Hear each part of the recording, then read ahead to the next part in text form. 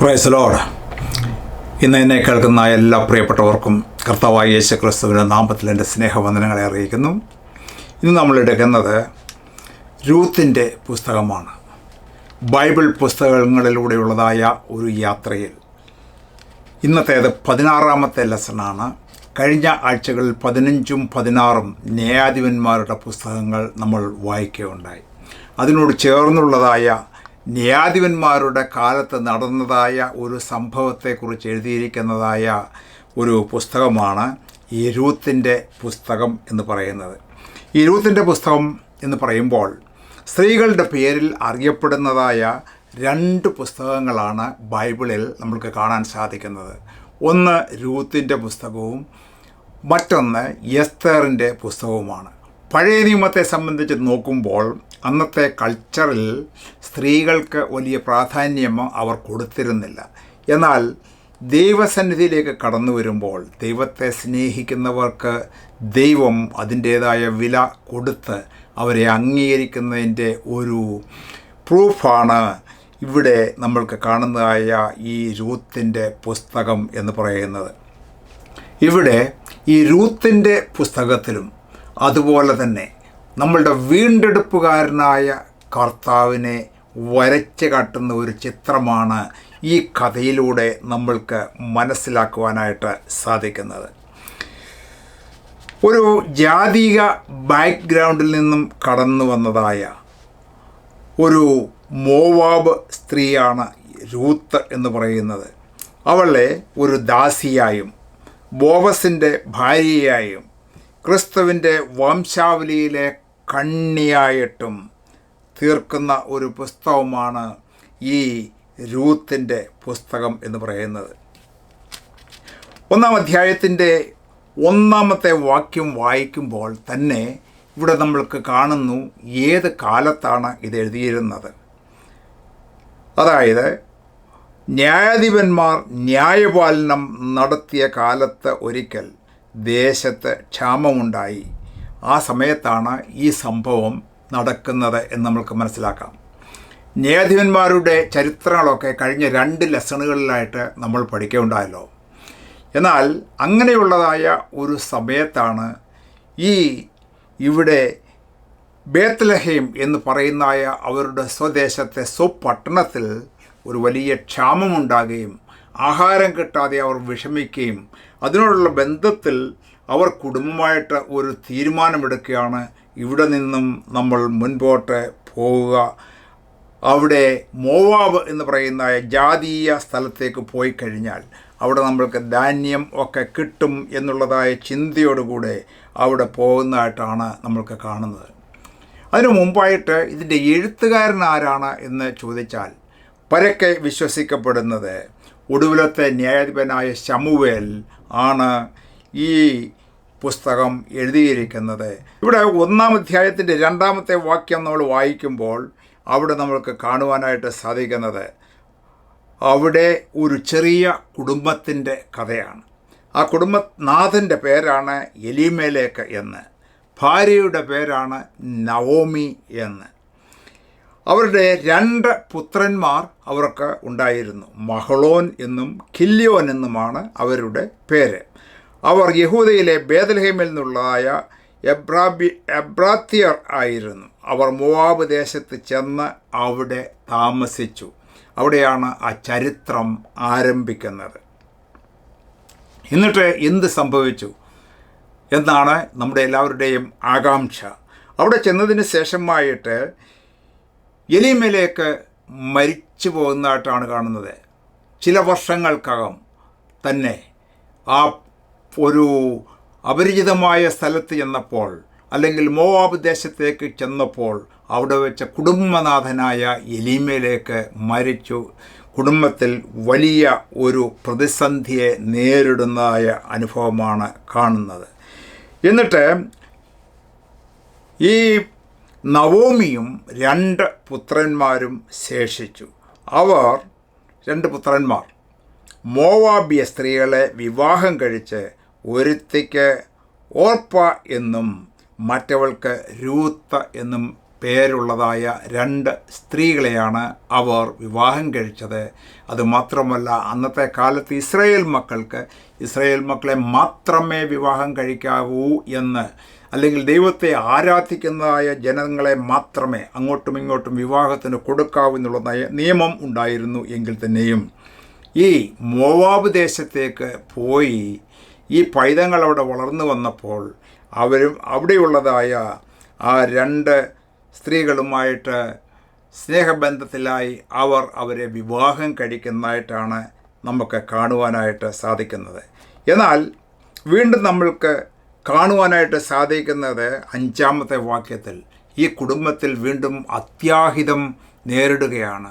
ഇത് മഹളോനും കില്യോനും എന്ന് പറയുന്നതായ 2 പുത്രന്മാരും മരിച്ചു. ഇപ്പോൾ ഇവിടെ അവശേഷിക്കുന്നത് നവോമി എന്നതായ ആ വിധവയായ അമ്മയും പിന്നീട് 2 പുത്രന്മാരുടെ വിധവമാരും, അങ്ങനെ 3 വിധവമാരെ ശേഷിച്ചതായ ഒരു ഭവനമാണ് അവിടെ നമുക്ക് കാണുവാനായിട്ട് സാധിക്കുന്നത്.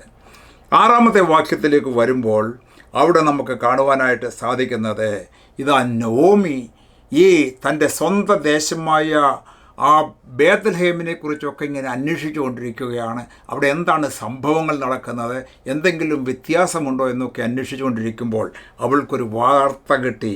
യഹോവ തൻ്റെ ജനത്തെ സന്ദർശിച്ച് ആഹാരം കൊടുത്ത പ്രകാരം അവൾ മോവാബ് ദേശത്ത് വെച്ച് കേട്ടിട്ട് മോവാബ് ദേശം വിട്ട് മടങ്ങിപ്പോകുവാൻ തൻ്റെ മരുമക്കളോടുകൂടെ പുറപ്പെട്ടു. ബേത്ത്ലഹേമിൽ അപ്പത്തിൻ്റെ ദേശം എന്നാണ് അറിയപ്പെടുന്നത്, അല്ലെങ്കിൽ അപ്പത്തിൻ്റെ ഭവനം എന്ന അറിയപ്പെടുന്നതായ ദൈവം അനുഗ്രഹിച്ചതായ ഒരു സ്ഥലമാണ് ബേത്ത്ലഹേം. അവിടെ നിന്നാണ് ഇവർ ഈ ദേശത്തേക്ക് മടങ്ങിപ്പോകുന്നത്. എന്നാൽ ഇപ്പോൾ ഇതാ ആ പ്രതിസന്ധി മാറിയിരിക്കുന്നു. അവിടെ വീണ്ടും ധാന്യം ഒക്കെ ധാരാളമുണ്ട് എന്നറിഞ്ഞിട്ട് മരുമക്കളെയും കൂട്ടിക്കൊണ്ട് ആദ്യം തിരിച്ച് ബേത്ത്ലഹേമിലേക്ക് പോകുവാനായിട്ട് തുടങ്ങുമ്പോഴാണ് വീണ്ടും ഈ നവോമി ചിന്തിക്കുകയാണ്, എങ്ങനെയാണ് ഈ മോവാബ്യരായ 2 മരുമക്കളെയും കൊണ്ട് ഞാൻ അവിടെ ചെന്ന് കഴിഞ്ഞാൽ അവൾക്കൊരു ഫ്യൂച്ചറില്ല, എനിക്കൊരു ഫ്യൂച്ചറില്ല, വളരെ പ്രതിസന്ധിയാകും, അവൾക്കൊരു ഭർത്താക്കന്മാരെ കിട്ടുകയില്ല.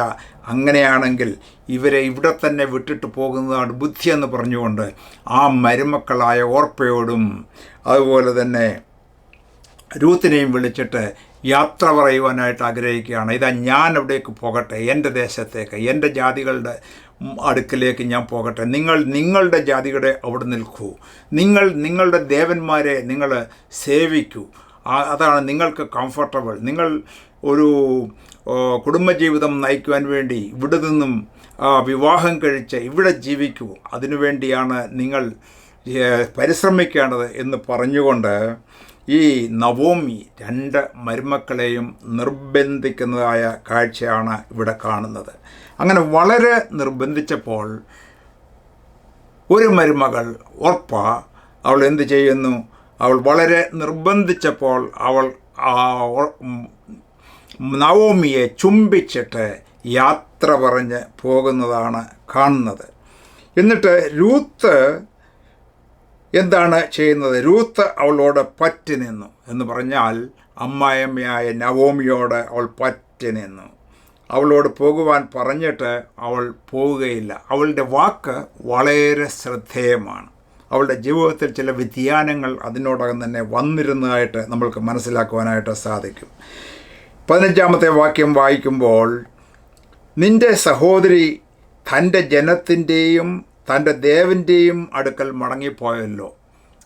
ഇവിടെ നവോമി പറയുകയാണ്, നിൻ്റെ സഹോദരിയായ ഓർപ്പ തൻ്റെ ജനത്തിൻ്റെയും തൻ്റെ ദേവന്മാരുടെയും അടുക്കലേക്ക് മടങ്ങിപ്പോയല്ലോ, നിനക്കും അങ്ങനെ പോകരുതോ എന്ന് ചോദിക്കുകയാണ്. നീയും നിൻ്റെ സഹോദരിയുടെ പിന്നാലെ പൊയ്ക്കൊള്ളുക എന്ന് പറഞ്ഞു. അതിനെ രൂത്ത്, നിന്നെ വിട്ടുപിരിയുവാനും നിൻ്റെ കൂടെ വരാതെ മടങ്ങിപ്പോകുവാനും എന്നോട് നീ പറയരുത് എന്നുള്ളതായ ഒരു റിക്വസ്റ്റാണ് അവൾ പറയുന്നത്. എന്നിട്ട് ഈ രൂത്ത് അവളുടെ ചില തീരുമാനങ്ങൾ അവിടെ പറയുകയാണ്. എന്താണ് അവളുടെ തീരുമാനങ്ങൾ? നീ പോകുന്നിടത്ത് ഞാൻ പോരും. നീ പാർക്കുന്നിടത്ത് ഞാൻ പാർക്കും. നിൻ്റെ ജനം എൻ്റെ ജനം, നിൻ്റെ ദൈവം എൻ്റെ ദൈവം. നീ മരിക്കുന്നിടത്ത് ഞാനും മരിച്ച് അടക്കപ്പെടും. മരണത്താലല്ലാതെ ഞാൻ നിന്നെ വിട്ടുപിരിഞ്ഞാൽ യഹോവ തക്കവണ്ണവും അധികവും എന്നോട് ചെയ്യുമാറാകട്ടെ എന്ന് പറഞ്ഞു. ഇവിടെയുള്ളതായ ഈ സംഭാഷണത്തിൽ നിന്നും ചില കാര്യങ്ങൾ നമ്മൾക്ക് മനസ്സിലാക്കുവാനായിട്ട് സാധിക്കും. ഒരു മരുമകളുടെയും അമ്മായിമ്മയുടെയും സംഭാഷണമാണ് ഇവിടെ നമ്മൾക്ക് കേൾക്കുവാനായിട്ടും കാണുവാനായിട്ടും സാധിക്കുന്നത്. നീ പോകുന്നിടത്ത് ഞാനും പോരും, നീ പാർക്കുന്നിടത്ത് ഞാനും പാർക്കും. നിൻ്റെ ജനം എൻ്റെ ജനം, നിൻ്റെ ദൈവം എൻ്റെ ദൈവം. നീ മരിക്കുന്നിടത്ത് ഞാനും മരിച്ച് അടക്കപ്പെടും. ഏതാനും ചില വർഷങ്ങൾ മാത്രം പരിചയമുള്ളതായ ഈ നവോമിയിൽ നിന്നും മരുമകൾ പഠിച്ചതായ അനേക ലെസൺസ് ഉണ്ട്. നവോമിയുടെ ദൈവം ജീവിക്കുന്ന ദൈവമാണെന്ന് അവൾക്ക് ഇതിനോടകം മനസ്സിലാക്കി കഴിഞ്ഞു. നവോമി പോകുന്നത് ദൈവത്തെ സേവിക്കുന്ന ഒരു ജനത്തിൻ്റെ അടുക്കിലേക്കാണ്. അല്ലാതെ തൻ്റെ ദേശക്കാർ സേവിക്കുന്നതായ ദേവന്മാരെ ആരാധിക്കുന്നത് പോലെ അല്ല നവോമി ആരാധിക്കുന്നത് എന്ന് അവൾക്ക് മനസ്സിലാക്കുവാനായിട്ട് സാധിക്കുന്നു. അതുമാത്രവുമല്ല, നവോമി പറയുകയാണ്, എൻ്റെ ജനം എന്ന് പറയുമ്പോൾ യഹൂദന്മാർ ദൈവത്തെ, ജീവനുള്ള ദൈവത്തെ ആരാധിക്കുന്നവരാണ്.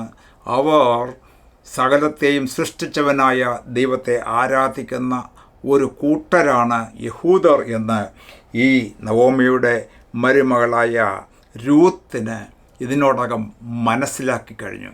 അപ്പോൾ അങ്ങനെ മനസ്സിലാക്കിയത് കൊണ്ടാണ് അങ്ങനെയുള്ളതായ ആ അമ്മായിയമ്മയുടെ ജീവിതത്തിലുള്ളതായ ദിനംപ്രതിയുള്ളതായ പെരുമാറ്റം കൊണ്ടും ഇടപെടൽ കൊണ്ടും ദൈവത്തോടുള്ളതായ ആരാധനയും പ്രാർത്ഥനയും ഒക്കെ കണ്ടും മറ്റും മനസ്സിലാക്കി ഇവൾ യഥാർത്ഥമായി ദൈവത്തെ സ്നേഹിക്കുന്നവളാണ്, ഇവളുടെ ദൈവത്തെയാണ് എനിക്ക് വേണ്ടത് എന്ന ചില വർഷങ്ങൾ കൊണ്ട് രൂത്ത് മനസ്സിലാക്കി കഴിഞ്ഞു. ആ തീരുമാനത്തിൽ ഉറച്ചു നിൽക്കുന്നതായിട്ട് കാണുന്നു. അവിടെ ഒരു നല്ല അമ്മായിമ്മയുടെ നല്ല സ്വഭാവത്തെയാണ് അവിടെ നമ്മൾക്ക് കാണുവാനായിട്ട് സാധിക്കുന്നത്. അതോടൊപ്പം തന്നെ തിരിച്ച് നമ്മൾ നോക്കുമ്പോൾ ഒരു മരുമകൾ എന്ന സ്ഥിതിക്ക് അമ്മായിമ്മയെ സ്നേഹിക്കുകയും അമ്മായിമ്മയുടെ നല്ല കാര്യങ്ങളെയൊക്കെ മനസ്സിലാക്കുകയും അഭിനന്ദിക്കുകയും അതിനെ അനുകരിക്കുകയും ചെയ്യുവാൻ താല്പര്യമുള്ളതായ ഒരു മരുമകൾ, അതാണ് രൂത്ത് എന്ന് പറയുന്നത്. നിൻ്റെ ദൈവത്തെ ഞാൻ സേവിക്കും, നിൻ്റെ ദൈവം എൻ്റെ ദൈവമാണ്, നീ എവിടെ മരിച്ച് അടക്കപ്പെടുന്നുവോ അതുപോലെ നമ്മളുടെ പിതാക്കന്മാരുടെ ദേശത്ത് ഞാനും മരിച്ച് അടക്കപ്പെടുന്നുള്ളതായ വിശ്വാസത്തോടുകൂടെ കാണാതെ വിശ്വസിക്കുന്ന ഒരു കൂട്ടരായിട്ട് യഹൂദന്മാരെ കാണുമ്പോൾ ജാതീയ വിഭാഗത്തിൽ ജനിച്ചു വളർന്നതായ ഈ രൂത്തും ആ തീരുമാനം കാണാതെ വിശ്വസിച്ച് അതിലേക്ക് കാൽ ചുവടിൽ വയ്ക്കുവാനായിട്ട് ധൈര്യത്തോടെ മുൻപോട്ട് പോകുന്ന ഒരു കാഴ്ചയാണ് ഇവിടെ നമ്മൾക്ക് കാണുന്നത്. തന്നോടുകൂടെ പോരുവാൻ അവൾ ഉറച്ചിരിക്കുന്നുവെന്ന് കണ്ടപ്പോൾ അവളോട് സംസാരിക്കുന്നത് മതിയാക്കി. അങ്ങനെ അവർ രണ്ടുപേരും ബേത്ലഹേം വരെ നടന്നു. അന്നത്തെ കാലത്ത് മോവാബ് ദേശത്ത് നിന്നും ബേത്ലഹേം വരെ നടക്കുക എന്ന് പറഞ്ഞാൽ വളരെ ദിവസങ്ങൾ യാത്ര ചെയ്ത് കാൽനടയായി നടന്നുള്ളതായ യാത്രയാണ്. പ്രത്യേകിച്ച് ജീവിതത്തിൽ പലവിധമായ നഷ്ടങ്ങളുണ്ടായി. എല്ലാം നഷ്ടപ്പെട്ടവരായിട്ട് രണ്ട് വിധവന്മാരായിട്ട് അവർ അങ്ങനെ യാത്ര ചെയ്ത് യോർദാൻ നദിയൊക്കെ പാസ് ചെയ്ത് അങ്ങനെ ബേത്ലഹേമിലേക്ക് കടന്നു ചെല്ലുന്ന ഒരു കാഴ്ചയാണ് നമ്മൾക്ക് കാണാനായിട്ട് സാധിക്കുന്നത്. അവിടെ പറയുമ്പോൾ നമുക്ക് കാണുന്നത് അടുത്ത വാചകം, അവർ ബേത്ലഹേമിൽ എത്തിയപ്പോൾ പട്ടണം മുഴുവനും അവരുടെ നിമിത്തം ഇളകി എന്നാണ് കാണുന്നത്. ഏകദേശം 10 വർഷങ്ങൾക്ക് മുമ്പാണ് ഈ നവോമി ബേത്ലഹേമിൽ നിന്നും ഈ മോവാബിലേക്ക് യാത്രയായി പോയത് എന്ന് നമ്മൾക്കറിയാം. അപ്പോൾ നാട്ടുകാർക്കൊക്കെ അവളെ പരിചയമുണ്ട്. അവളുടെ ഭക്തിപൂർവമായ ജീവിതവും പ്രാർത്ഥനാ ജീവിതവും ദൈവത്തിൻ്റെ വിശ്വാസവുമൊക്കെ നമ്മൾക്ക് ഇതിൽ നിന്നും മനസ്സിലാക്കുവാനായിട്ട് സാധിക്കും. പട്ടണം മുഴുവനും അവരുടെ നിമിത്തം ഇളകി. ഇവൾ നവോമിയോ എന്ന് സ്ത്രീജനം പറഞ്ഞു. സ്ത്രീജനമൊക്കെ കടന്നു വന്നിട്ട് ഇവൾ പ്രസന്നവതിയായ സന്തോഷവതിയായ നവോമി ഇതാ വന്നിരിക്കുന്നുവെന്ന് പറഞ്ഞ് വളരെ സന്തോഷത്തോടുകൂടെ അവളെ സ്വീകരിക്കുവാനായിട്ട് കടന്നു ചെല്ലുകയാണ്. എന്നാൽ നവോമി പറയുന്ന ഒരു വാക്കുണ്ട് ആ സമയത്ത്. അത് 20-ാമത്തെ വാക്യത്തിൽ ഇങ്ങനെ പറയുന്നു, അവൾ അവരോട് പറഞ്ഞത്, നവോമി എന്നല്ല മാറ എന്ന് എന്നെ വിളിപ്പീൻ, സർവശക്തൻ എന്നോട് ഏറ്റവും കയ്പായുള്ളത് പ്രവർത്തിച്ചിരിക്കുന്നു എന്നാണ് നവോമി പറയുന്നത്. വാസ്തവത്തിൽ ഒരു കുടുംബമായിട്ട് അവിടെ മോവാബിലേക്ക് വലിയ കാര്യങ്ങൾ പ്രതീക്ഷിച്ചുകൊണ്ട്, നന്മകളെ പ്രതീക്ഷിച്ചുകൊണ്ട്, ജീവിതത്തിൽ ചിലതൊക്കെ നേടിയെടുക്കാം എന്നുള്ളത് പ്രതീക്ഷിച്ചുകൊണ്ട് അവൾ പോയി എങ്കിൽ തന്നെയും അവളുടെ കണക്കുകൂട്ടലുകൾ എല്ലാം തെറ്റിയതായിട്ടാണ് നമുക്ക് കാണാനായിട്ട് സാധിക്കുന്നത്. ഭർത്താവ് മരിച്ചു, മക്കൾ മരിച്ചു, മരുമക്കൾ ഇതാ ഒന്ന് പിരിഞ്ഞുപോയി, മറ്റൊരാൾ വിധവയായിട്ട് കൂടെ വന്നിരിക്കുന്നു. കയ്യിൽ മറ്റ് സമ്പാദ്യങ്ങളൊന്നും തന്നെയില്ല. പഴയ ഭൂമികൾ ചിലതേതൊക്കെയോ ബേത്ലഹേമിൽ ഉള്ളത് അവിടെ ഇങ്ങനെ കിടക്കുന്നു. അത് മാത്രമാണ് സമ്പാദ്യമായിട്ടുള്ളത്. അങ്ങനെയുള്ള അവസ്ഥയിൽ അവളുടെ ഹൃദയത്തിലുള്ളതായ ഫീലിംഗ് പറയുകയാണ്, ഞാനിപ്പോൾ ഒരു സന്തോഷവതിയാണെന്ന് നിങ്ങൾ പറയരുത്, ഞാൻ നേരത്തെ അങ്ങനെ ആയിരുന്നു. കാരണം എന്താണ്? സർവശക്തൻ എന്നോട് ഏറ്റവും കയ്പായിട്ടുള്ളത് പ്രവർത്തിച്ച്, ഭർത്താവും പോയി, മക്കൾ പോയി, ഇങ്ങനെയൊക്കെയുള്ള അവസ്ഥകൾ വന്നപ്പോൾ എൻ്റെ ജീവിതം ഇതാ കയ്പ് നിറഞ്ഞതുപോലെയാണ് എനിക്ക് തോന്നുന്നത് എന്നാണ് കൂട്ടുകാരുമായിട്ട് അവൾ ഷെയർ ചെയ്യുന്നത്. അവൾ പറയുന്നത്, നിറഞ്ഞവളായി ഞാൻ പോയി ഒഴിഞ്ഞവളായി യഹോവ എന്നെ മടക്കി വരുത്തിയിരിക്കുന്നു. ഞാൻ പോയപ്പോൾ എൻ്റെ ഹൃദയത്തിൽ സന്തോഷവും പ്രസന്നതയുമൊക്കെ വളരെയധികമായിട്ട് ഉണ്ടായിരുന്നു. അവൻ്റെ ഹൃദയത്തിൽ എല്ലാം നിറഞ്ഞു കവിഞ്ഞിരുന്നു. വലിയ പ്രതീക്ഷയോടുകൂടെ വീണ്ടും വളരാമെന്നുള്ളതായ പ്രതീക്ഷയോടുകൂടിയാണ് ഞാൻ അവിടെ മോവാബിലേക്ക് പോയത്. ഇതാ സർവശക്തൻ എന്നോട് ഇങ്ങനെ കയ്പായുള്ളത് പ്രവർത്തിച്ചിരിക്കുന്നുള്ളതാണ് എനിക്ക് മനസ്സിലാക്കാനായിട്ട് സാധിക്കുന്നത്. ഞാനിതാ ഒഴിഞ്ഞവളായിട്ട് വന്നിരിക്കുന്നു. എൻ്റെ കയ്യിൽ ഒന്നുമില്ല, ആഹാരത്തിന് വകയില്ല, താമസിപ്പാൻ വീടില്ല. അങ്ങനെയുള്ളതായ പ്രശ്നങ്ങൾ നിറഞ്ഞതായ ഒരു ജീവിതമാണ് എൻ്റെ ജീവിതത്തിൽ ഉള്ളത് എന്നാണ് നവോമി തൻ്റെ കൂട്ടുകാരോടൊക്കെ വീണ്ടും തൻ്റെ സ്വന്തം പട്ടണത്തിലേക്ക് കടന്നു വരുമ്പോൾ പറയുന്നത്. വീണ്ടും പറയുന്നത്, യഹോവ എനിക്ക് വിരോധമായി സാക്ഷീകരിക്കുകയും സർവശക്തൻ എന്നെ ദുഃഖിപ്പിക്കുകയും ചെയ്തിരിക്കെ നിങ്ങൾ എന്നെ നവോമി പ്രസന്ന സന്തോഷവതി എന്ന് വിളിക്കുന്നത് എന്ത് എന്ന് ചോദിക്കുകയാണ്. ഇങ്ങനെ നവോമി മോവാബ് ദേശത്ത് നിന്ന് കൂടെ പോന്ന മരുമകൾ രൂത്ത് എന്ന മോവാബ്യ സ്ത്രീയുമായി മടങ്ങി വന്നു. അവർ യവക്കൊയ്ത്തിൻ്റെ ആരംഭത്തിൽ ബേത്ലഹേമിൽ എത്തി. അപ്പോൾ നടന്ന് ക്ഷീണിച്ച് ആ ബേത്ലഹേമിൽ സ്വന്തം പട്ടണത്തിൽ എത്തിയപ്പോൾ ആ സമയം യവക്കൊയ്ത്തിൻ്റെ കാലമായിരുന്നു എന്ന് എഴുതിയിരിക്കുന്നു. 2-ാമത്തെ അധ്യായത്തിലേക്ക് കടന്നു പോകുമ്പോൾ അടുത്തായിട്ട് അവിടെ നമ്മൾക്ക് കാണാനായിട്ട് സാധിക്കുന്നത് മറ്റൊരു പ്രധാനപ്പെട്ട വ്യക്തിയെയാണ്. 2-ാമത്തെ അധ്യായത്തിൻ്റെ 1-ാമത്തെ വാക്യം, നവോമിക്ക് തൻ്റെ ഭർത്താവായ എലിമേലെക്കിൻ്റെ കുടുംബത്തിൽ മഹാധനവാനായ ഒരു ചാർച്ചക്കാരനുണ്ടായിരുന്നു. അവന് ബോവസ് എന്ന പേര്. ബോവസ് എന്ന് പറയുന്ന ആൾ ഒരു പ്രധാന കഥാപാത്രമാണ് ഈ സ്റ്റോറിയിൽ. ഈ ബോവസിനെ സംബന്ധിച്ച് നോക്കുമ്പോൾ ഈ രൂത്തിൻ്റെ വീണ്ടെടുപ്പുകാരനായിട്ടാണ് നമ്മൾ അവിടെ ബോവസിനെ കാണുന്നത്. ഈ പഴയ നിയമത്തിൽ ബോവസ് ഒരു വീണ്ടെടുപ്പുകാരനായിട്ട് ഈ കഥയിൽ കാണുന്നുവെങ്കിൽ തന്നെയും പുതിയ നിയമത്തിൽ വരുന്നതായ നമ്മളുടെ യഥാർത്ഥമായ വീണ്ടെടുപ്പുകാരനായ യേശുക്രിസ്തുവിൻ്റെ നിഴലായിട്ടാണ് ഇവനെ നമ്മൾക്ക് പഠിക്കാനായിട്ട് സാധിക്കുന്നത്. എന്നാൽ മോവാബ്യ സ്ത്രീയായ രൂത്ത് നവോമിയോട്, ഞാൻ വയലിൽ ചെന്ന് എന്നോട് ദയ കാണിക്കുന്നവനെ ആശ്രയിച്ച് കതിർ പെറുക്കട്ടെ എന്ന് ചോദിച്ചു. പൊയ്ക്കൊള്ളുക മകളെ എന്ന് അവളോട് പറഞ്ഞു. അങ്ങനെ അവൾ പോയി വയലിൽ കൊയ്ത്തുകാരുടെ പിന്നാലെ ചെന്ന് പെറുക്കി.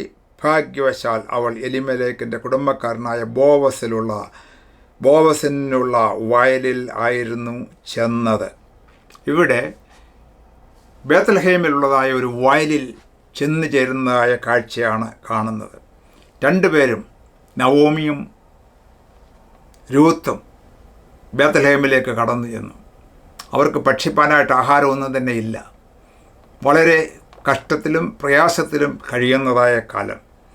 അവിടെ ചെന്നതിന് ശേഷമായിട്ട് ഉടൻ തന്നെ മറ്റൊന്നും ചെയ്യുന്നതിന് മുമ്പ് തന്നെ അന്നത്തെ ഭക്ഷണം അല്ലെങ്കിൽ നാളത്തെ ഭക്ഷണം കഴിക്കണമെങ്കിൽ എവിടുന്നെങ്കിലും എന്തെങ്കിലും ധാന്യം കിട്ടിയെങ്കിൽ മാത്രമേ പറ്റുകയുള്ളൂ.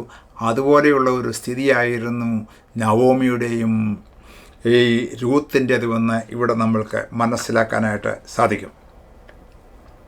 ഇവിടെ അങ്ങനെ രാവിലെ എഴുന്നേറ്റ് തൻ്റെ അമ്മായിമ്മയായ നവോമിയോട് രൂത്ത് പറഞ്ഞു, ഞാൻ ഏതെങ്കിലും ഒരു കളത്തിൽ ചെന്നിട്ട് ഈ കതിർ പറക്കുന്നവരുടെ പുറകാലെ ചെന്ന് ആ കതിര് പറക്കട്ടെ, അല്ലെങ്കിൽ ധാന്യം പറക്കട്ടെ എന്ന് പറഞ്ഞുകൊണ്ട് അവൾ പോകുന്നു. അവൾ പല കളങ്ങൾ അല്ലെങ്കിൽ വയലുകളൊക്കെ നോക്കി അതിൽ ആരെങ്കിലും കരുണ തോന്നുമോ എന്നുള്ളതായ ചിന്തയോടുകൂടെ അവൾ നോക്കിയപ്പോൾ ഒരു വയൽ അവളുടെ ശ്രദ്ധയിൽപ്പെട്ടു. അത് കണ്ടപ്പോൾ അവിടേക്ക് പോയി അവൾ ആ കൊയ്ത്തുകാരുടെ പുറകെ ഈ കതിർ പറക്കുവാനായിട്ട് തുടങ്ങി. ഭാഗ്യവശാൽ അവൾ എലീമേലെക്കിൻ്റെ കുടുംബക്കാരനായ ബോവസിനുള്ളായ വയലിൽ ആയിരുന്നു ചെന്നത്. അപ്പോൾ ഇതാ ബോവസ് ബേത്ത്ലഹേമിൽ നിന്ന് വരുന്നു. അവൻ കൊയ്ത്തുകാരോട് യഹോവ നമ്മോടുകൂടെ ഇരിക്കട്ടെ എന്ന് പറഞ്ഞു. യഹോവ നിന്നെ അനുഗ്രഹിക്കട്ടെ എന്ന് അവനോടും പറഞ്ഞു. കൊയ്ത്തുകാരുടെ മേലാളായിരുന്ന ഭൃത്യനോട് ഈ യുവതി ഏത് എന്ന് ബോവസ് ചോദിച്ചു. കൊയ്ത്തുകാരുടെ മേലാളായ ഭൃത്യൻ, ഇവൾ മോവാബ് ദേശത്ത് നിന്ന് നവോമിയോടുകൂടെ വന്ന മോവാബ്യ യുവതിയാകുന്നു. ഞാൻ കൊയ്ത്തുകാരുടെ പിന്നാലെ കറ്റകളുടെ ഇടയിൽ പെറുക്കിക്കൊള്ളട്ടെ എന്ന് അവൾ ചോദിച്ചു. അങ്ങനെ അവൾ കാലത്ത് വന്നു ഇതുവരെ പെറുക്കിക്കൊണ്ടിരിക്കുന്നു. വീട്ടിൽ അല്പനേരമേ താമസിച്ചുള്ളൂ. ഇവിടെ ഈ ബേത്ത്ലഹേമിലേക്ക് അവർ വന്നതിന് ശേഷം ഉടൻ തന്നെ ഉള്ളതായ ആദ്യത്തെ 1-2 ദിവസങ്ങൾക്കുള്ളിൽ നടന്നതായ സംഭവമാണ് ഇവിടെ നമുക്ക് കാണാനായിട്ട് സാധിക്കുന്നത്. ഒന്നും കഴിക്കുവാനില്ലാതെ അമ്മായിമ്മയ്ക്കും വല്ലതും വെച്ചു കൊടുക്കണം അതിനുള്ളതായ ആഗ്രഹത്തോടുകൂടെ മരുമകൾ രൂത്ത് അതിരാവിലെ സമയം എഴുന്നേറ്റു. അമ്മായിമ്മയുടെ അനുവാദത്തോടുകൂടെ ഈ വയലുകൾ തിരക്കി വെളിയിലേക്ക് പോവുകയാണ്. ഈ കറ്റകൾ കൊയ്യുന്നതായ ആ കൊയ്ത്തുകാരുടെ പുറകിൽ നിന്നുകൊണ്ട് അവിടെ അവരെന്തെങ്കിലും ശേഷിപ്പിച്ചിട്ടുണ്ടെങ്കിൽ അവിടെ നിന്നും അത് പറക്കിയെടുത്ത് പോയി ഉപജീവനം കഴിക്കുന്നതായ രീതിയിലാണ് ഇവിടെ നമ്മൾക്ക് കാണുവാനായിട്ട് സാധിക്കുന്നത്. ഒരുപക്ഷെ നമ്മൾ പഴയ നിയമത്തിലെ ദൈവത്തിൻ്റെ ഒരു വ്യവസ്ഥയാണ് വയലുകൾ ഒക്കെ ഉള്ളവർ അത് കൊയ്യുമ്പോൾ അനാഥർക്കും പരദേശികൾക്കും വേണ്ടി അത് തീർത്ത് കൊയ്യരുത്, അതിൻ്റെ അരികളിലൊക്കെ കുറേ ഇട്ടേക്കണം എന്നുള്ളത് ദൈവത്തിൻ്റെ വ്യവസ്ഥയാണ് എന്ന് നമ്മൾക്ക് മനസ്സിലാക്കണം. അങ്ങനെയുള്ളതായ ഒരു വയലിലേക്ക് അവൾ നോക്കിയപ്പോൾ വളരെ കരുണയുള്ളതായ ഒരു ബോസ് ആയ ബോവസിൻ്റെ വയലിൽ അവൾ ചെന്നു ചേർന്നു. അവിടുത്തെ വർക്കേഴ്സൊക്കെ ദൈവഭയമുള്ളവരായിരുന്നു. അങ്ങനെ അവരുടെ അനുവാദത്തോടുകൂടെ അവിടേക്ക് ചെന്ന് കതിര് പറക്കുകയും അവളെ കണ്ടപ്പോൾ തന്നെ ബോവസ് അതിൻ്റെ ഉടമസ്ഥന് അവളോട് വളരെ അട്രാക്ഷൻ തോന്നുകയും ആരാണെന്ന് ചോദിക്കുകയും അങ്ങനെ അവൾ ഈ മോവാബിൽ നിന്നും വന്നതാണെന്നും അവരുടെ അനുവാദത്തോടുകൂടി അവർ കതിര് പറക്കുകയാണെന്നും പറയുന്നു. അവൾ വീട്ടിൽ അല്പനേരമേ താമസിച്ചുള്ളൂ. കാലത്ത് വന്ന് ഇതുവരെ കതിര് പെറുക്കിക്കൊണ്ടിരിക്കുന്നു. അപ്പോൾ കാലത്ത് തന്നെ എഴുന്നേറ്റ് വളരെ ഹാർഡ് വർക്ക് ചെയ്യുന്ന ഒരു യുവതിയായിരുന്നു രൂത്ത്. അവൾ അമ്മായിമ്മയെയും പോറ്റി പുലർത്തുവാൻ വേണ്ടി ഈ കതിര് പറക്കുവാൻ വേണ്ടി അവൾ ഇതുവരെ പെറുക്കിക്കൊണ്ടിരിക്കുന്നു, അധ്വാനിച്ചു കൊണ്ടിരിക്കുന്നു എന്നുള്ളതായ ആ ഇൻട്രഡക്ഷൻ വേലക്കാർ ബോവസിനോട് അറിയിക്കുന്നതായിട്ടാണ് കാണുന്നത്. ഇവിടെ 8-ാമത്തെ വാക്യത്തിൽ നമ്മൾ നോക്കുമ്പോൾ ബോവസ് രൂത്തിനോട്, കേട്ടോ മകളെ, പെറുക്കുവാൻ വേറെ വയലിൽ പോകേണ്ട, ഇവിടം വിടുകയും വേണ്ട, ഇവിടെ എൻ്റെ ബാല്യക്കാരത്തികളോട് ചേർന്ന് കൊള്ളുക. അവർ കൊയ്യുന്ന നിലത്തിന്മേൽ ദൃഷ്ടി വെച്ച് അവരുടെ പിന്നാലെ പോയിക്കൊള്ളുക. ബാല്യക്കാർ നിന്നെ തൊടരുതെന്ന് ഞാൻ അവരോട് കൽപ്പിച്ചിട്ടുണ്ട്. നിനക്ക് ദാഹിക്കുമ്പോൾ പാത്രങ്ങൾ കരികെ ചെന്ന് ബാല്യക്കാർ കോരിവച്ചതിൽ നിന്ന് കുടിച്ചുകൊള്ളുക എന്ന് പറഞ്ഞ് വളരെ നല്ല ഒരു ഫേവർ അവൾക്ക് കിട്ടുന്നതായിട്ട് നമ്മൾക്ക് ഇവിടെ കാണുവാനായിട്ട് സാധിക്കുന്നു. ഒരു മോവാബ്യ സ്ത്രീയെ യെരുശലേമിലേക്ക് വന്നപ്പോൾ ഒരിക്കലും കിട്ടാത്തതായ ഒരു വെൽക്കം ആണ് അവൾക്ക് കിട്ടിയത്. അത് ദൈവത്തിൻ്റെ പ്രവർത്തനമായിട്ട് നമ്മൾക്ക് കാണുവാനായിട്ട് സാധിക്കുന്നത്, ഈ ബോവസിൻ്റെ വയലിലേക്ക് അവൾ കടന്നു വന്നത് തന്നെ ദൈവത്തിൻ്റെ ഒരു ഫേവറായിരുന്നു എന്ന് മനസ്സിലാക്കുവാനായിട്ട് സാധിക്കുന്നു. ഇവിടെ ഒരു വയല് നമുക്ക് കാണുന്നു. വയലിൽ നിന്നും കതിരുകൾ പറക്കുന്നതായ രൂത്തിനെ നമ്മൾ കാണുന്നു. വയലിൻ്റെ ഒരു തോട്ടക്കാരനെ, ബോവസിനെ കാണുന്നു. പുതിയ നിയമത്തിലേക്ക് നമ്മൾ കടന്നു വരുമ്പോൾ നമ്മുടെ കർത്താവായ യേശു ക്രിസ്തുവും തൻ്റെ ശിഷ്യന്മാരോടുകൂടൊക്കെ യാത്ര ചെയ്യുമ്പോൾ ഈ വയലുകളെ കണ്ടുകൊണ്ട് വളരെ അട്രാക്റ്റഡായിട്ട് പറഞ്ഞിട്ടുണ്ട്, ഇതാ ഈ വയൽ വിളഞ്ഞു കിടക്കുന്നു, കൊയ്ത്തുകാരോ വളരെ ചുരുക്കം, കൊയ്ത്തുകാരെ അയക്കാൻ വേണ്ടി പിതാവിനോട് പ്രാർത്ഥിക്കണം എന്നൊക്കെയുള്ളതായ കാര്യങ്ങൾ പറഞ്ഞ് യേശുവിൻ്റെ വയൽ. അപ്പോൾ യേശുവിൻ്റെ മരണത്തിന്, ഉയർപ്പിന്, പുനരുത്ഥാനത്തിന് ശേഷമായിട്ടും തൻ്റെ ശിഷ്യന്മാർ യേശുവിൻ്റെ വയൽ പ്രദേശത്ത് വർക്ക് ചെയ്യുന്നവരാണ്, കൊയ്ത്ത് നടത്തുന്നവരാണ്, കതിരുകൾ പറിക്കുന്നവരാണ് എന്ന് നമ്മൾക്ക് മനസ്സിലാക്കണം. ഇവിടെ നമ്മളുടെയും ജീവിതത്തിൽ കർത്താവായ യേശു ക്രിസ്തുവിൻ്റെ ഈ വയലിൽ നമ്മളൊക്കെ വർക്ക് ചെയ്യണമെന്നാണ് ദൈവം ആഗ്രഹിക്കുന്നത്. ഈ യേശുവിൻ്റെ ഉപമകളൊക്കെ പറയുമ്പോൾ അവൻ പറഞ്ഞിട്ടുണ്ട്, വേലക്കാരോ വളരെ ചുരുക്കമാണ്. പല ഉപമകൾ അതിനെക്കുറിച്ച് യേശു വേദപുസ്തകത്തിൽ അരുളി ചെയ്തിട്ടുണ്ട്. ഒരെണ്ണത്തിൽ പറഞ്ഞു, പല സമയങ്ങളിൽ വന്നതായ വേലക്കാരെ ദൈവം അല്ലെങ്കിൽ ഒരു ഉടമസ്ഥൻ, തോട്ടക്കാരൻ അല്ലെങ്കിൽ മുതലാളി എങ്ങനെ ട്രീറ്റ് ചെയ്യുന്നു എന്നുള്ളതായ കഥ പറഞ്ഞുകൊണ്ട് 1-ാം മണി നേരത്ത് വന്നവനും, 2-ാം മണി നേരത്ത് വരുന്നവനും, 9-ാം മണി നേരത്ത് വരുന്നവനും, ആദ്യം വന്നവനും ഒടുവിൽ വന്നവനും എല്ലാം പ്രതിഫലം വിഭാഗിച്ചു കൊടുക്കുന്നതായ ഒരു കാഴ്ച യേശു തൻ്റെ ശിഷ്യന്മാരോട് പറയുകയുണ്ടായി. അപ്പോൾ ദൈവത്തിൻ്റെ വിശ്വസ്തത തൻ്റെ വയലിൽ അധ്വാനിക്കുന്നവർക്ക് വേണ്ടി ദൈവം വെച്ചിട്ടുള്ളതാണ്. ഇവിടെയും ഒരു വയലുണ്ട്. ആ വയലിൽ കടന്നു വന്ന് കതിര് പറക്കുന്നതായ ഈ രൂത്തിനെയാണ് നമ്മൾക്ക് കാണുവാനായിട്ട് സാധിക്കുന്നത്. ഇവിടെ ഒരു രൂത്തിൻ്റെ വീണ്ടെടുപ്പുകാരനായ ഈ ബോവസ് കാണുമ്പോൾ വളരെ സ്നേഹം ഉള്ളവനും ദയാലുവും കാരുണ്യവാനും മഹാമനസ്കനും ഒക്കെ ആയ മനുഷ്യനായിരുന്നു എന്ന് നമുക്ക് കാണാനായിട്ട് സാധിക്കുന്നു. നമ്മുടെ കർത്താവായ യേശു ക്രിസ്തുവിന് നിഴലായിട്ട് നിൽക്കുന്നതായ ഈ ബോവസ് മാനുഷികമായ നിലയിൽ താൻ ഇത്രമാത്രം സ്നേഹവും കരുതലും ഒക്കെ കൊടുക്കുന്നുവെങ്കിൽ നമ്മുടെ കർത്താവായ യേശു ക്രിസ്തു നമ്മളെ എത്രമാത്രം സ്നേഹിക്കുന്നു, എത്രമാത്രം കരുതുന്നു എന്നുള്ളത് നമ്മൾ ഓർക്കേണ്ടതാണ്.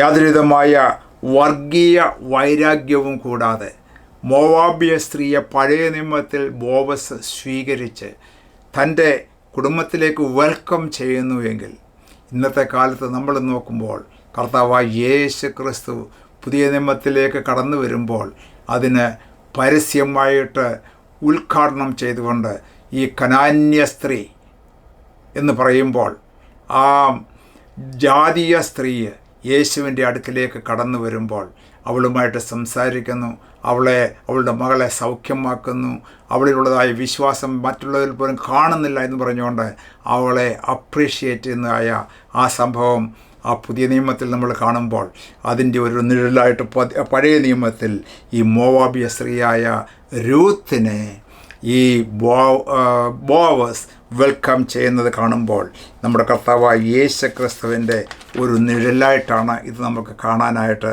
സാധിക്കുന്നത്. ഇവിടെ ഈ 2-ാമത്തെ അധ്യായത്തിലേക്ക് കടന്നു വരുമ്പോൾ അതിൻ്റെ ഒടുവിലത്തെ ഭാഗങ്ങളിൽ നമുക്ക് കാണാനായിട്ട് സാധിക്കുന്നത് ബോവസും ഈ രൂത്തും തമ്മിലുള്ളതായ സംഭാഷണങ്ങൾ, തമ്മിലുള്ളതായ പെരുമാറ്റങ്ങൾ ഒക്കെയാണ്. ആ വയലിൽ നിന്നും കറ്റകളൊക്കെ ആവശ്യത്തിന് എടുത്തുകൊണ്ട് പോകുവാൻ വേണ്ടിയുള്ളതായ പെർമിഷനൊക്കെ കൊടുക്കുന്നതായിട്ട് കാണുന്നു. ഇവിടെ 15-ാമത്തെ വാക്യം നമ്മൾ നോക്കുമ്പോൾ അവിടെ നമുക്ക് കാണാനായിട്ട് സാധിക്കുന്നത്, അവൾ പെറുക്കുവാൻ എഴുന്നേറ്റപ്പോൾ ബോവസ് തൻ്റെ ബാല്യക്കാരോട്, അവൾ കറ്റകളുടെ ഇടയിൽ തന്നെ പറക്കിക്കൊള്ളട്ടെ, അവളെ ഉപദ്രവിക്കരുത്, പെറുക്കേണ്ടതിന് അവൾക്കായിട്ട് കറ്റകളിൽ നിന്നും വലിച്ച് ഇട്ടേക്കണം, അവളെ ശകാരിക്കരുത് എന്ന് കൽപ്പിച്ചു.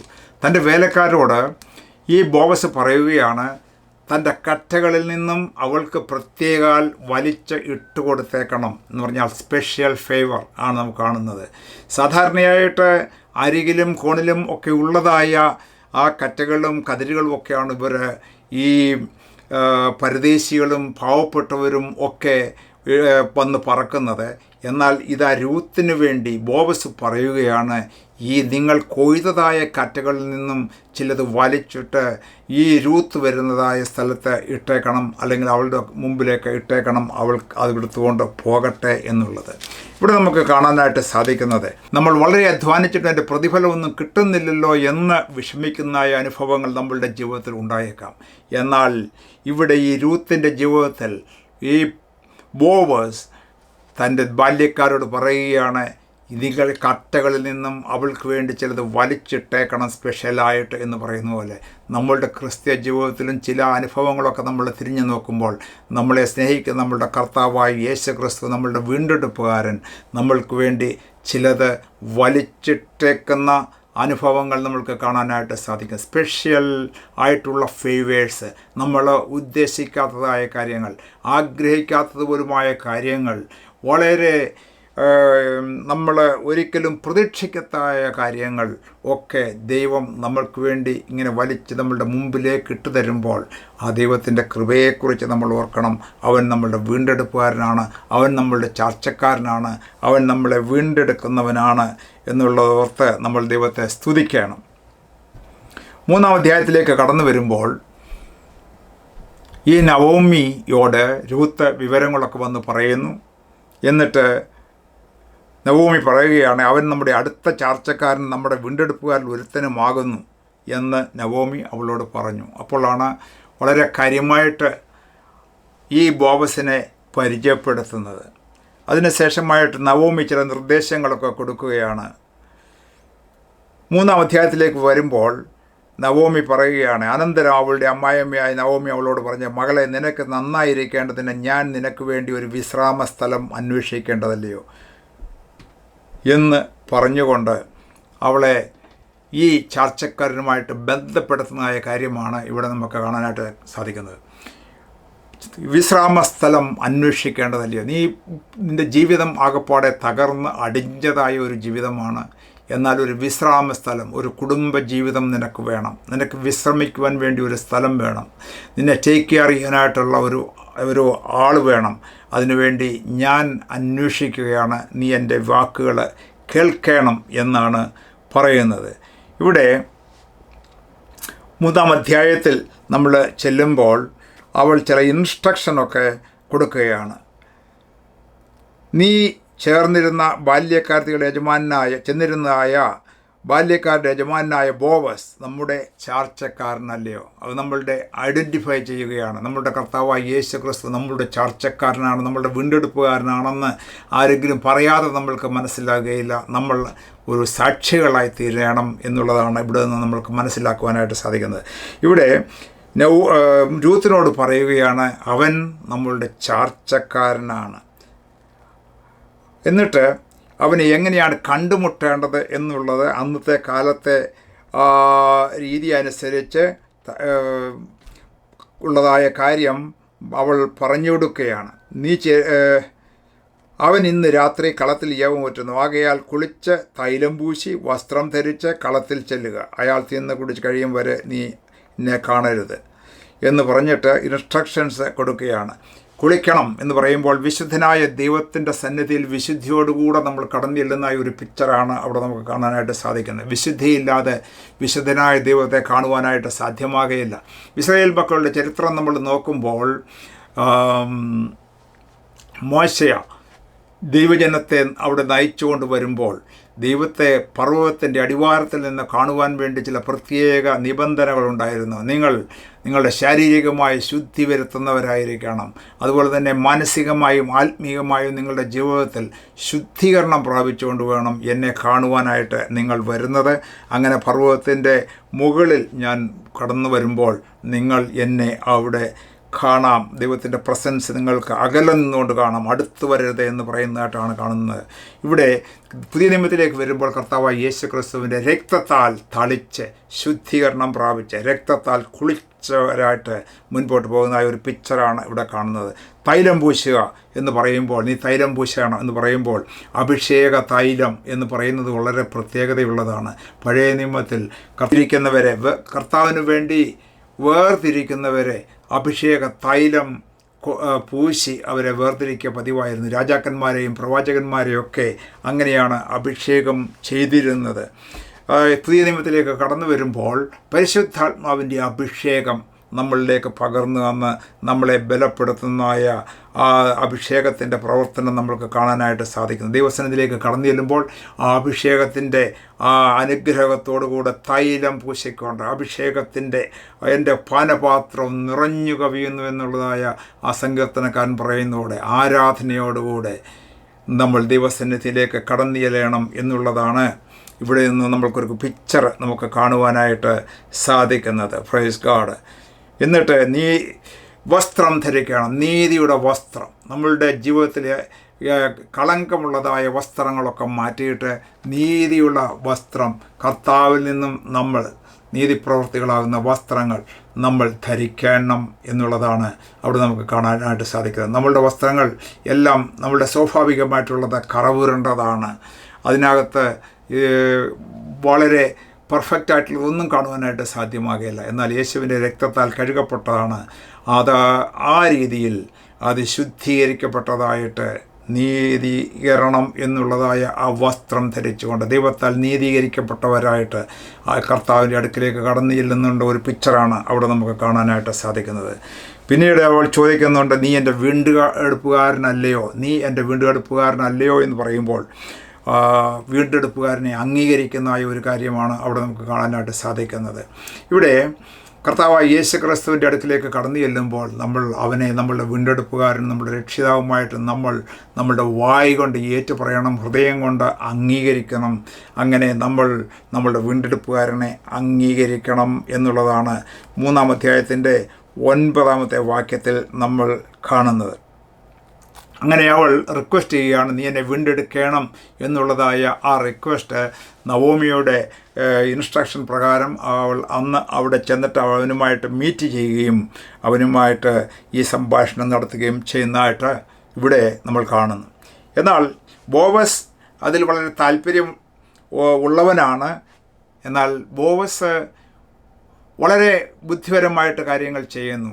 ബോവസിനേക്കാൾ അടുത്ത വേറൊരു ചർച്ചക്കാരനുള്ളത് കൊണ്ട് അവനിൽ നിന്നും യാതൊരു കംപ്ലൈൻറ്റ് വരാതിരിക്കാൻ വേണ്ടി അവനോട് ഈ കാര്യം ചോദിച്ചിട്ട് ഞാൻ നാളെ ഈ കാര്യം ക്രമപ്പെടുത്താം എന്ന് അവൻ പറയുന്നതായിട്ടാണ് നാം കാണുന്നത്. ഇവിടെ മറ്റൊരു ബാല്യക്കാരൻ അവിടെ ഉള്ളപ്പോൾ അവനെ 4-ാം അധ്യായത്തിലേക്ക് ബോവസ് കാണുവാനായിട്ട് പോവുകയാണ്. എന്നിട്ട് ഈ രൂത്തിനെ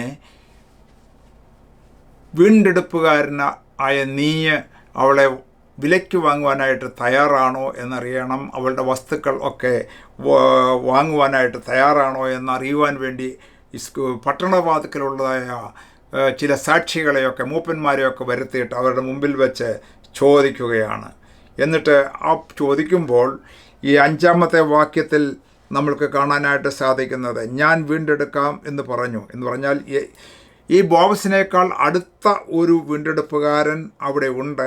അവൻ്റെ മനസ്സ് അറിഞ്ഞുവാൻ വേണ്ടിയിട്ട് പട്ടണവാതിൽക്കൽ വെച്ച് മൂപ്പന്മാരുടെ മധ്യത്തിൽ വെച്ച് അവനോട് ചോദിക്കുകയാണ്, നീ ഇവളെ വീണ്ടെടുക്കുവാനായിട്ട് തയ്യാറാണോ എന്ന് ചോദിക്കുന്നു. അപ്പോൾ ഇവിടെ 2 കാര്യങ്ങളാണ് ഈ പറയുന്നത്. അതായത് ഞാൻ വീണ്ടെടുക്കാമെന്ന് പറഞ്ഞു. അപ്പോൾ ബോവസ്, നീ നവോമിയോടെ വയൽ വാങ്ങുന്ന നാളിൽ മരിച്ചവൻ്റെ അവകാശത്തിന് മേൽ നിൻ്റെ പേര് നിലനിർത്തുവാൻ തക്കവണ്ണം മരിച്ചവൻ്റെ ഭാര്യ മോവാബിയ സ്ത്രീയായ രൂത്തിനെയും വാങ്ങണം എന്ന് പറഞ്ഞു. അതിന് വീണ്ടെടുപ്പുകാരൻ, എനിക്ക് അത് വീണ്ടെടുപ്പാൻ കഴിയുകയില്ല എന്ന് പറയുന്നു. ഇവിടെ കാണുന്നത് ബോവസിനേക്കാൾ അടുപ്പമുള്ളതായ ഒരു ചർച്ചക്കാരൻ ഇവർക്കുണ്ട്, നവോമിക്കുണ്ട്. അവനാണ് ഫസ്റ്റ് ചാൻസ് വരേണ്ടത്. അത് ലീഗലി അത് ചെയ്യുകയാണ് ഇവിടെ നമുക്ക് കാണാനായിട്ട് സാധിക്കുന്നത്. ഇവിടെ വരുമ്പോൾ നവോമിയുടെ വസ്തുവകകൾ നീ ഏറ്റെടുക്കാനായിട്ട് തയ്യാറാണ്. എന്താണ് ഈ വീണ്ടെടുപ്പ് എന്ന് പറയുന്നത്? പഴയ നിയമത്തിൽ ദൈവം ഇസ്രായേൽ മക്കൾക്ക് കൊടുത്തിരുന്നായ ഒരു നിയമമാണ് വീണ്ടെടുപ്പ് എന്ന് പറയുന്നത്. ഒരു പുരുഷൻ മരിച്ചു പോയാൽ, അവൻ്റെ ഭാര്യ മക്കളില്ലാതെയായാൽ, ആ കുടുംബം ഇല്ലാതെയായി പോകാതിരിക്കേണ്ടതിന് വേണ്ടി അവൻ്റെ ആ പേര് നിലനിർത്തുവാൻ ആരും ഇല്ല എങ്കിൽ, അടുത്ത ചർച്ചക്കാരനായിട്ടുള്ളവൻ അവളെ വീണ്ടെടുക്കണം, അവൾക്ക് മക്കളുണ്ടാകണം, ആ മരിച്ചവൻ്റെ പേര് നിലനിർത്തണം എന്നുള്ളത് ദൈവത്തിൻ്റെ ഒരു വ്യവസ്ഥയാണ്. ആ വ്യവസ്ഥ ഇസ്രയേലിൽ ന്യായപ്രമാണ കാലത്ത് മോശ തന്നെ കൊടുത്തിരുന്നതാണ്. ഇന്നും അത് പ്രാബല്യത്തിലുണ്ട്. ആ പ്രാബല്യത്തിൽ ഉള്ളതായ ആ നിയമം നടപ്പിലാക്കുവാൻ വേണ്ടിയാണ് ബോവസ് താല്പര്യം എടുക്കുകയാണ്. എന്നാൽ ചെയ്യുന്നത് വളരെ ക്ലിയറായിട്ട് ചെയ്യുവാൻ, സ്ട്രെയിറ്റ് ഫോർവേഡായിട്ട് ചെയ്യുവാൻ വേണ്ടി അവൻ രാവിലെ തന്നെ തൻ്റെ അടുത്ത ചർച്ചക്കാരൻ്റെ അടുക്കലേക്ക് കടന്നു ചെന്നിട്ട് പറയുകയാണ്. എന്താണ് പറയുന്നത്? നീ നവോമിയോട് വയൽ വാങ്ങുന്ന നാളിൽ മരിച്ചവൻ്റെ അവകാശത്തിൻ്റെ മേൽ അവൻ്റെ പേര് നിലനിർത്തുവാൻ തക്കവണ്ണം മരിച്ചവൻ്റെ ഭാര്യ മോവാബിയ സ്ത്രീയായ രൂത്തിനെയും വാങ്ങണം എന്ന് പറഞ്ഞു. ഇവിടെ ഒരു കണ്ടീഷൻ പറയുമ്പോൾ, നവോമിയുടെ വയൽ ഞാൻ വാങ്ങാം എന്ന് പറഞ്ഞ് അവരെ വീണ്ടെടുക്കുവാനായിട്ട് അവൻ തയ്യാറാണ് എന്ന് പറയുന്നു. എന്നാൽ അതിനോട് ചേർന്ന ഒരു കണ്ടീഷൻ കൂടെ ബോവസ് വയ്ക്കുകയാണ്. അവളുടെ മകനായ മരിച്ചവൻ്റെ ഭാര്യ മോവാബ്യ സ്ത്രീയായ രൂത്തിനെയും വാങ്ങണം. അതോടുകൂടെ ഈ ഭൂമി വാങ്ങുമ്പോൾ എന്ന് പറയുമ്പോൾ ഈ അടുത്ത ചർച്ചക്കാരൻ പറയുകയാണ്, എനിക്കത് പറ്റുകയില്ല, ഞാനതിന് തയ്യാറില്ല. കാരണം അവന് പല ന്യായങ്ങൾ പറയുവാനായിട്ടുണ്ട്. മോവാബ്യ സ്ത്രീ എന്ന് പറയുമ്പോൾ ശാപം കെട്ട ജാതികളിൽ നിന്ന് വന്നവളാണ്. ഈ ഇസ്രായേൽ ജനത്തിൻ്റെ ഇടയിൽ അവൾക്ക് അംഗീകാരമില്ല. അവളെ എൻ്റെ ഭവനത്തിൽ കൂട്ടിച്ചേർത്താൽ എനിക്കും എൻ്റെ സ്റ്റാറ്റസിനൊക്കെ വളരെ കുറവ് വരും എന്നുള്ളതായ ചിന്താഗതിയൊക്കെ അവൻ്റെ മനസ്സിൽ കൂടി പോയതുകൊണ്ട് അവൻക്ക് അങ്ങനെ ഒരു ബാഗേജ് വലിച്ചു വരുത്തുവാനായിട്ട് അവൻ തയ്യാറാകുന്നില്ല എന്നുള്ളത് മൂപ്പന്മാരുടെ മധ്യത്തിൽ വെച്ച്, പട്ടണവാതിൽക്കൽ വെച്ച് തന്നെ ബോവസ് ക്ലിയറാക്കി. ഇതിന് ശേഷമായിട്ട് അവൻ അടുത്ത നെക്സ്റ്റ് ഇൻ ദ ലൈൻ ഉള്ളത് ബോവസാണ്. അവൻ തന്നെ ഇവരെ വീണ്ടെടുക്കുവാൻ വേണ്ടി തയ്യാറെടുക്കുകയാണ് നമുക്ക് കാണാനായിട്ട് സാധിക്കുന്നത്. 10-ാമത്തെ വാക്യം, 4-ാമത്തെ ഒടുവിലത്തെ അധ്യായത്തിൻ്റെ 10-ാമത്തെ വാക്യത്തിൽ നമ്മൾ കാണുമ്പോൾ, അത്രയുമല്ല, മരിച്ചവൻ്റെ പേർ അവൻ്റെ സഹോദരന്മാരുടെ ഇടയിൽ നിന്നും അവൻ്റെ പട്ടണവാതിൽക്കൽ നിന്നും മാഞ്ഞു പോകാതെ വണ്ണം മരിച്ചവൻ്റെ പേർ അവൻ്റെ അവകാശത്തിൻ്റെ മേൽ നിലനിർത്തേണ്ടതിന് മഹളോൻ്റെ ഭാര്യ മോവാബ്യ സ്ത്രീയായ രൂത്തിനെയും എനിക്ക് ഭാര്യയായി വാങ്ങിയിരിക്കുന്നു എന്നതിന് നിങ്ങൾ ഇന്നും സാക്ഷികളാകുന്നു.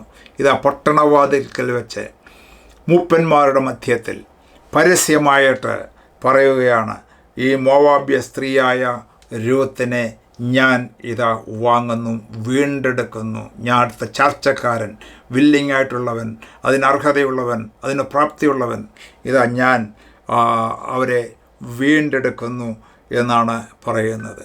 ഇവിടെ ഒരു മോവാബ്യ സ്ത്രീയെ ആണെങ്കിൽ തന്നെയും അവളെ വീണ്ടെടുക്കുവാൻ വേണ്ടി വളരെ മഹാമനസ്കതയുള്ളതായ ഒരു ബോവസിനെയാണ് നമ്മൾക്കിവിടെ കാണുവാനായിട്ട് സാധിക്കുന്നത്. നമ്മുടെ കർത്താവായ യേശു ക്രിസ്തുവും തൻ്റെ അടുക്കലേക്ക് കടന്നു വന്ന ജാതികളായിട്ടുള്ളവരെ പോലും തള്ളിക്കളയാതെ എല്ലാവരെയും തൻ്റെ രാജ്യത്തിലേക്ക് സ്വീകരിച്ചതിൻ്റെ ഒരു നിഴലായിട്ടാണ് നമ്മൾക്ക് ഇവിടെ ബോവസിൻ്റെ ചരിത്രം നമ്മൾക്ക് കാണാനായിട്ട് സാധിക്കുന്നത്. എന്നിട്ട് പറയുന്നത്, അതിനെ പട്ടണവാതിൽക്കിരുന്ന സകല ജനമൂപ്പന്മാരും പറഞ്ഞത്, ഞങ്ങൾ സാക്ഷികൾ തന്നെ. അവരൊക്കെയും അതിൻ്റെ സാക്ഷികളാണ്. നിൻ്റെ വീട്ടിൽ വന്നിരിക്കുന്ന സ്ത്രീയെ യഹോവ റാഹേലിനെ പോലെയും ലേയെ പോലെയും ആക്കട്ടെ. അവർ ഇരുവരുമല്ലോ ഇസ്രായേൽ ഗൃഹം പണിതത്. ഇവിടെ ആ മൂപ്പന്മാരെല്ലാവരും അവർ ഈ കാര്യത്തെ അംഗീകരിക്കുകയും അങ്ങനെ ആ വീണ്ടെടുപ്പ് കാര്യത്തെക്കുറിച്ച് സംസാരിക്കുകയും അത് ഫുൾഫിൽ ആക്കുകയും ചെയ്തതിന് ശേഷമായിട്ട് അവരെ അനുഗ്രഹിക്കുകയാണ്. അല്ലെങ്കിൽ ഈ മോവാബ് സ്ത്രീയായ രൂത്തിനെ ആ മൂപ്പന്മാർ അനുഗ്രഹിക്കുന്ന വാചകം വളരെ ശ്രദ്ധയാണ്. നിൻ്റെ വീട്ടിൽ വന്നിരിക്കുന്ന സ്ത്രീയെ യഹോവ റാഹേലിനെ പോലെയും ലേയെ പോലെയും ആക്കട്ടെ എന്ന് പറഞ്ഞാൽ, ഇസ്രായേലിൻ്റെ പൂർവ്വ പിതാക്കന്മാരിൽ ഒരാളായ യാക്കോബിൻ്റെ 2 ഭാര്യമാരായിരുന്നു ഈ ലേയും റാഹേലും എന്ന് പറയുന്നത്. അവർ രണ്ടുപേരിൽ കൂടെയും അവരുടെ ദാസിമാരിൽ കൂടെയും ഉണ്ടായതായ 12 മക്കളാണ് ഇസ്രായേൽ ഗോത്രം എന്ന് പറയുന്നത്. ഇസ്രായേലിൽ 12 ഗോത്രങ്ങൾ ഉണ്ടായിരുന്നു. ആ ഗോത്രങ്ങൾ പണിതത്, അതൊക്കെ പണിതതിൻ്റെ ഉത്തരവാദിത്വം ഇവിടെ ഇസ്രായേൽ മൂപ്പന്മാർ പറയുന്നത്, നിൻ്റെ വീട്ടിൽ വന്നിരിക്കുന്നതായ സ്ത്രീയെ യഹോവ റാഹേലിനെ പോലെയും ലേ പോലെയും ആക്കട്ടെ. അവർ ഇരുവരുമല്ലോ ഇസ്രായേൽ ഗൃഹം പണിതത്. ഇസ്രായേൽ ഗൃഹമെന്ന് പറയുന്നത് അത് ആരംഭിച്ചത് യാക്കോബിൻ്റെ 12 മക്കളിൽ നിന്നാണ്.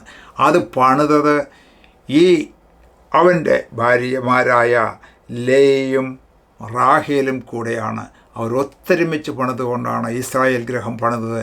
ഇന്നും ഇസ്രായേൽ ഒരു വലിയ ജാതിയായിട്ട് നിൽക്കുന്നു എന്നുള്ളത് ഈ വാചകത്തിൽ നിന്നും നമ്മൾക്കത് മനസ്സിലാക്കുവാനായിട്ട് സാധിക്കും. ദൈവത്തിൻ്റെ പ്ലാനിൽപ്പെട്ടതായ ഒരു ഗ്രഹമാണ് ഇസ്രായേൽ ഗ്രഹം എന്ന് പറയുന്നത്.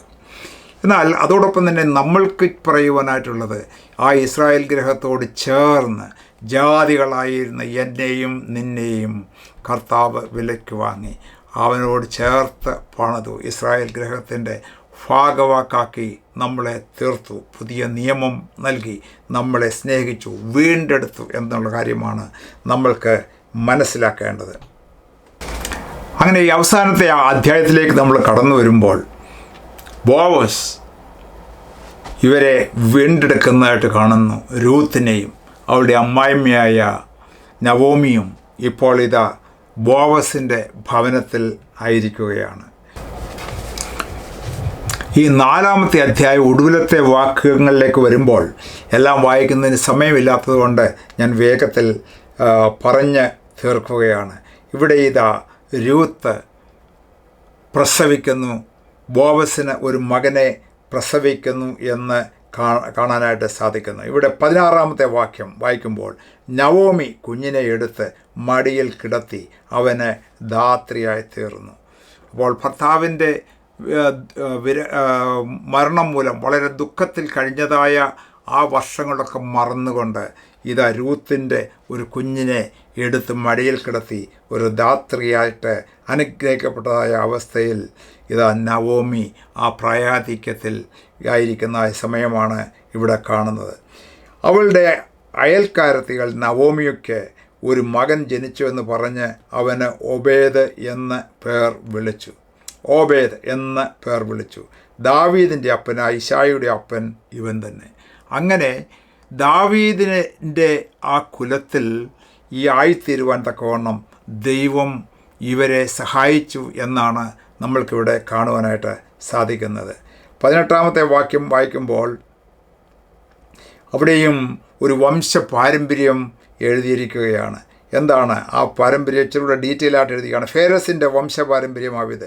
ഫേരസ് ഹെസ്രോനെ ജനിപ്പിച്ചു, ഹെസ്രോൻ രാമിനെ ജനിപ്പിച്ചു, രാം അമ്മീനാദാവിനെ ജനിപ്പിച്ചു, അമ്മീനാദാവ് നഗശോനെ ജനിപ്പിച്ചു, നഗശോൻ സൽമോനെ ജനിപ്പിച്ചു, സൽമോൻ ഇവ പറയുന്നതായ ബോവസിനെ ജനിപ്പിച്ചു, ബോവസ് ഓബേദിനെ ജനിപ്പിച്ചു, ഓബേദ് ഇശായിയെ ജനിപ്പിച്ചു, ഇശായി ദാവീദിനെ ജനിപ്പിച്ചു. അപ്പോൾ ഇസ്രായേലിലെ ഏറ്റവും വലിയ രാജാവായവൻ, ദൈവത്തിൻ്റെ ഹൃദയപ്രകാരമുള്ളതായ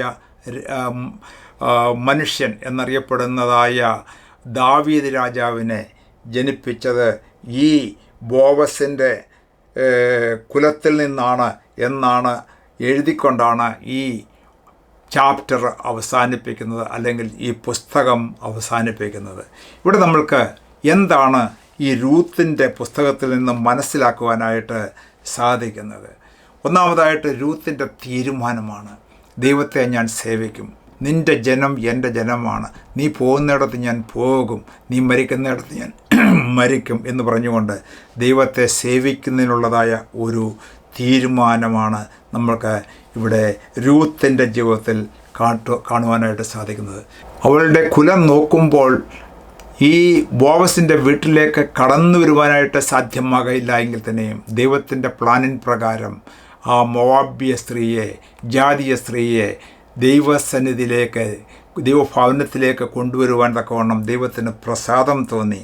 നമ്മളുടെ പുതിയ നിയമത്തിൽ കർത്താവായ യേശു ക്രിസ്തു ലോകത്തിൻ്റെ എല്ലാ ഭാഗങ്ങളിൽ നിന്നും, ജാതികളിൽ നിന്നും, ഭാഷകളിൽ നിന്നും, വംശങ്ങളിലുമുള്ളവരെ കർത്താവിൻ്റെ രാജ്യത്തിലേക്ക് മാടി വിളിച്ചുകൊണ്ടിരിക്കുന്നു. ബേത്ലഹേം എന്ന് പറയുമ്പോൾ അവരുടെ സ്വന്തം ഭവനമാണ്. ആ ബേത്ലഹേമിലേക്ക് ഈ നവോമിയെ തിരിച്ചു കൊണ്ടുവരുന്നത് ദൈവത്തിൻ്റെ ഒരു വ്യവസ്ഥയാണ്. ആ ബേത്ലഹേമിലേക്ക് ജാതീയ സ്ത്രീയായിരുന്ന രൂത്തിനെയും അവിടെ കൊണ്ടുവന്നിട്ട് അവിടെ അവരുടെ കൊച്ചുമകനായിട്ട് ഈ ദാവീദ് പിറക്കുന്നു. ആ ദാവീദ് ഇസ്രായേലിലെ ഏറ്റവും വലിയ രാജാവായി തീർന്നു. കൂടാതെ വർഷങ്ങൾക്ക് ശേഷം പ്രവാചകന്മാർ പ്രവചിച്ച പ്രകാരം നമ്മുടെ കർത്താവായ യേശു ക്രിസ്തുവും ആ ബേത്ലഹേമിൽ പിറക്കുമ്പോൾ അതിൻ്റെ പുറകിലേക്ക് അതിൻ്റെ ചരിത്രം എഴുതുമ്പോൾ ഈ രൂത്തിൻ്റെ ചരിത്രവും അവിടെ അവരുടെ കർത്താവിൻ്റെ ഒരു വല്യമ്മച്ചിയായിട്ട് കാണിച്ചുകൊണ്ടാണ് പരിശുദ്ധാത്മാവ് ഇവിടെ എഴുതുന്നത്. നമ്മളുടെ ജീവിതത്തിൽ യാതൊരുവിധമായ യോഗ്യതയില്ലാതിരുന്ന സ്ഥാനത്ത് നമ്മളെ വീണ്ടെടുത്തത് നമ്മളുടെ കർത്താവായ യേശു ക്രിസ്തു നമ്മളുടെ വീണ്ടെടുപ്പുകാരനാണ്. നമ്മളുടെ പാപങ്ങൾ, ശാപങ്ങൾ ഒക്കെ ഉണ്ടായിരുന്നു, എല്ലാം തൻ്റെ മേൽ വഹിച്ചതായ ഒരു നല്ല വീണ്ടെടുപ്പുകാരനാണ് നമ്മുടെ കർത്താവായ യേശു ക്രിസ്തു എന്ന് നമ്മൾ എല്ലായ്പ്പോഴും ഓർത്തിരിക്കണം. Praise God. പഴയ നിയമത്തിൽ രൂത്തിനെ വീണ്ടെടുക്കുവാൻ ബോവസ് ഒരു സന്മനസ്സുള്ളവനായിരുന്നു, താല്പര്യമുള്ളവനായിരുന്നു, സമ്പന്നനായിരുന്നു. എന്നാൽ ഈ പുതിയ നിയമത്തിലേക്ക് വരുമ്പോൾ നമ്മളുടെ വീണ്ടെടുപ്പുകാരനായ കർത്താവായ യേശു ക്രിസ്തു സകലത്തിലും ഉന്നതനും സമ്പന്നനും സർവശക്തനുമായ ദൈവമാണ്. അപ്പോൾ നമ്മളെ വീണ്ടെടുപ്പാൻ അവൻ താല്പര്യമുള്ളവനാണ്. നമ്മളോട് തന്നെ പറയുകയാണ്, ലോകത്തിൻ്റെ എല്ലാ ഭാഗത്തേക്കും പോയി സർവ്വസൃഷ്ടികളോടും എൻ്റെ സുവിശേഷം അറിയിക്കുക, വീണ്ടെടുപ്പുകാരനായി എന്നെക്കുറിച്ച് പറയുക, അവൻ്റെ സാക്ഷികളായി തീരുക, അനേകരെ കൂട്ടിക്കൊണ്ടുവരിക. അങ്ങനെ കർത്താവിൻ്റെ കൃപ അനുഭവിപ്പാൻ തക്കവണ്ണം ഹല്ലേലൂയ നമ്മൾക്കൊക്കെ ഈ ദിവസങ്ങൾ ഇടയായി തീരട്ടെ. അനേകരെ കൃപയിലേക്ക് വരുത്തുവാൻ, ഈ വീണ്ടെടുപ്പുകാരനെ പരിചയപ്പെടുത്തുവാൻ നമ്മളെയൊക്കെയും കർത്താവ് ഉപയോഗിക്കട്ടെ എന്ന് പറഞ്ഞുകൊണ്ട് എൻ്റെ വാക്കുകളെ ഇവിടെ സംഹരിക്കുന്നു. കർത്താവ് നിങ്ങളെ ഓരോരുത്തരെയും അനുഗ്രഹിക്കുമാറാകട്ടെ.